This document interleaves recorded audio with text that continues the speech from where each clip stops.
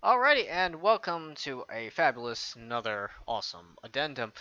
This time we're going to be talking about the dreaded Dreadblock Zip. Um, the only reason I'm bringing this up is just for documentation. This is not actually ever meant to be used. Let me explain. The Dreadblock Zip is extremely notorious, because when this was discovered, it is a massive time save, as it turns out. Unfortunately, there is absolutely no known setup for this, and it can take upwards to 5 minutes, at least for me personally, upwards to 5 minutes, to pull this off correctly. And the only way that this is actually a massive time save is if you get this, I believe, within the first or second try. Otherwise, this is actually going to hurt you. And yeah, it's a pain in the butt. But basically, the idea of this is these dread blocks that you see here. If you are in a specific position on, especially the one, right? You see the restart arrows from the word restart on the left of it. That particular dread block. Sorry, I keep calling it a dread box. It's not really a box. It's the block. Two different things. Uh, this block in particular, if Lilac is standing in it, just like any other object or whatever, she's gonna zip up, right? Now the cool thing is, if you notice with this one, I believe she zips up at a slight angle, like a 45-ish style degree angle. This actually, there you go, let me complete it, goes all the way into the wall. Now because she zips up in these blocks at a slight angle, if you get the position just correctly where she's standing, she's gonna zip to the next block. And because she still can't be in that block, she's going to zip up again. But she's still zipping at an angle. So she zips up into the next block and then into the next block. And she's going to keep doing this until she hits the wall. And as we all know, what happens is when you zip into a wall, you just keep going up until it ejects her, basically. Now, here's, like I said, there is no known setup for this. There's a few tricks and tips that we can use to get this to work, but the general gist of what we're trying to do is, let's see if I can show you without getting zipped up. Alright, you see where Lilac's right foot is? It wants to be, if her right foot is roughly in the middle of, we got this diamond thing under her. Looks like you can see the outline of like that diamond. And to the top left of that, you see that black slash? Not the black straight line, but the black slash on the top left of that diamond. Crystal, sorry, we should say. Lilac's right foot wants to be roughly about, not precisely, you're in the middle of that. Now, this is like, I believe, like pixel perfect, so, or near pixel perfect, so this is, like I said, there's no known setups, which makes this hard, but if you watch what happens, roughly like this, is that, okay, well, I didn't get it there. Let's see if I can get a little closer here. There you go. You saw what happened there? That she started to get zipped up and pushed at an angle like that? That's basically what we're trying to do, but we want to drive all the way into the wall. Now, the only known aid is if you walk into this wall right here. This is going to keep happening, by the way. You walk into that, and then you hold down like this, and then you do a jump, and virtually almost immediately do a down kick immediately. That's why I'm holding down.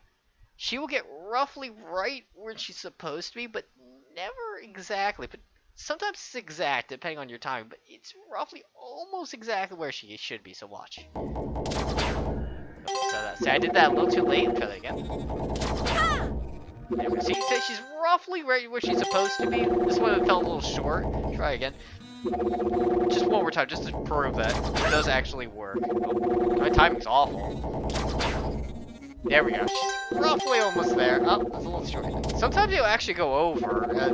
It's all about your timing for it. For some reason, my timing's awful right now. Yeah, I'm having a bad day with this. No, I was so concerned I wouldn't get this. Like, this part in particular, right? Yeah. It's right now I'm proving to be doing really poorly with this. Oh, there we go. Whoa, what's going on? Lilac. Yeah, you don't ever want to hold left, which you see me actually doing, because I'm in panic mode here. But she should actually get here. Basically, what's happening is, if you jump and then immediately down kick, she'll actually transfer most of her movement in a horizontal fashion. But if you, the longer you wait, she loses that horizontal speed, and you don't really get the exact result that we're looking for here. We'll at least get this once. There we go. So she should be. Oh, come on, that one felt. Yeah, she will. She should go a little bit further left if you do this correctly. There we go. Finally. If you do it correctly, there you go. She should look like this. It should give you, again, nearly right where you're supposed to be. But then, oh, I almost had it. You can see that her whole sprite just turns 45 degrees and tries to push in a wall. Now, I do want to show you what this looks like, but again, like I said at the start of this, it takes me sometimes about 5 minutes. This is actually perfectly normal. If it takes someone like multiple minutes to do this, so what I'm going to do is I'm going to condense this. I'm going to use the magic of video editing just to get to the part that we need to see. So, alright, so I will see you guys in a minute or two as you watch me fail in condensed high speed. So here we go.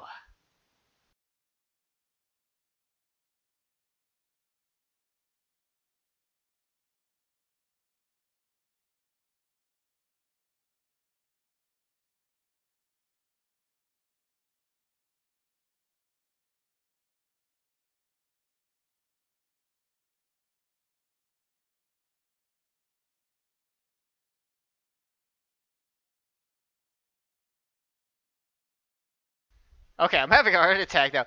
So, okay, let's see. I started about 1 minute and 30 seconds on the clock, or it's like 1 minute 30, 1 minute 45. So it took me, I don't know, what,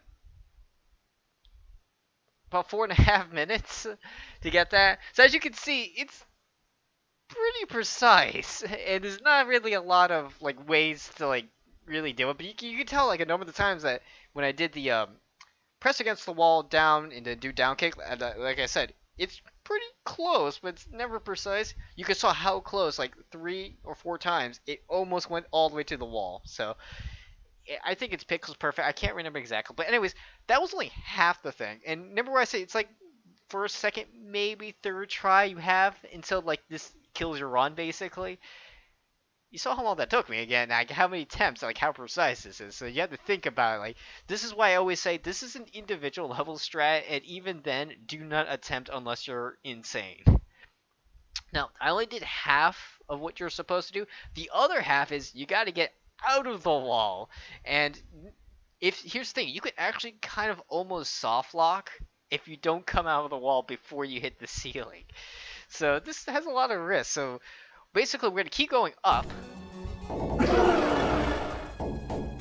Keep going up. There you go. Once you see this, that's how you know you're on the verge of when you're supposed to boost out of the wall. You just hold right boost and it should pop it right out of the wall. Let's see if we can get this timing right. Pass him. Right here. No, I forgot the boost. I did all of this and I forgot the boost. But if you boost right at that moment, you will come out of the wall, basically. So now I just kind of sort of soft locked, and now she's stuck at the top of the screen. Good job, me. So that stinks. So I did all of that to get to the, yeah, well, you know, this is a really tough trick, but it's basically after that blue, it's after the blue stomper guy, it's like a few moments just after that. If you do the boost, because you know you have to factor in the speed of when you're zipping, you should pop out that wall and either, I believe there's a way to get it to come flying out, but she should at least pop out, and then you can just continue on to your right, and she should still have like full energy. And then you can just continue normally. You can see how immensely fast that can be when done properly. Now this is an addendum, and I would like to show you how popping out the wall looks. So we're going to again use the magic of video editing to skip to that point. So you will actually see, looks like a split in the video, probably 10-20 minutes or now. But yeah, I'm going to showcase that just to see what the pop out looks like, and then I'll give my parting remarks. So here we go. We're going to go ahead and I will see you guys in a couple minutes. Alright, this is moments later. I finally got back into the wall, so again, let's watch what happens. Alright, wait for it. There he is. Alright, I'm gonna boost, rightfully around here. There it is. Got it. Ho-ho! So there we go. So that's coming out of the wall. All that just to show you that one part. But yeah, that's basically you getting out of the wall. Now, if you actually time that even better the way I did, which I just did some point after the guy. You can actually get over that block, this block right in front of us, and we can keep going. And it's super efficient, extremely time efficient. But again, very, very difficult. Yeah, so this is just this whole time lapse and everything. It's just to show how stupid this strategy is and why it's really individual level only. But if done, like you can see, like what you saw here, like how mad efficient this can be. But again, you only have like somewhere between like 1 to 3 attempts before the clock time moves too far up that this is not even worthwhile. I think the world record actually does this for this level, that it is required to get a world record run. It is required to do this stupid strategy. But anyways, I just wanted to point this one out just for reference for anyone who's crazy enough to try it, especially in a full. If you do this in a full game run, you got guts, boy. Anyways, so that's it for this addendum, and I will be seeing you guys around. So I hope see ya.